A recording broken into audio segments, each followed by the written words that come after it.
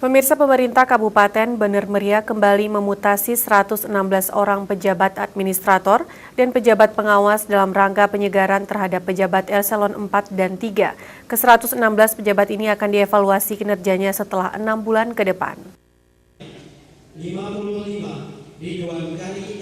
Sekda Bener Meriah kembali melantik 116 para pejabat eselon 3 dan 4 di lingkungan pemerintahan Kabupaten Bener Meriah dalam rangka penyegaran kinerja aparatur pemerintah.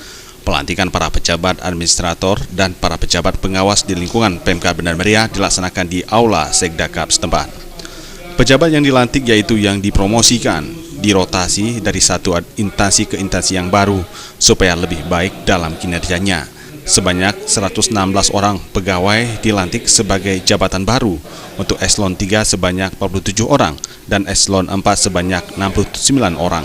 Rotasi pejabat ini untuk penyegaran di lingkungan pemerintahan. Sekda Bener Meriah Isma Siska menyampaikan para pejabat yang dilantik diharapkan dapat bekerja lebih maksimal di tempat yang baru, karena selama 6 bulan ke depan akan dilakukan evaluasi kembali. Apabila tidak berkembang tempat yang baru, akan dilakukan rotasi kembali. Kegiatan mutasi dan pejabat ini merupakan mutasi yang kedua kalinya untuk jabatan administrator para pejabat pengawas di Pemkab Bener Meriah.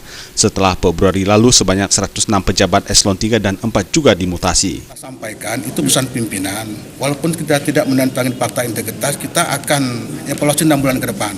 Kalau memang kinerja buruk, kita akan tarik lagi kembali dia. Apakah itu sanksinya nanti tergantung kepada sanksi-sanksi yang akan kita berikan.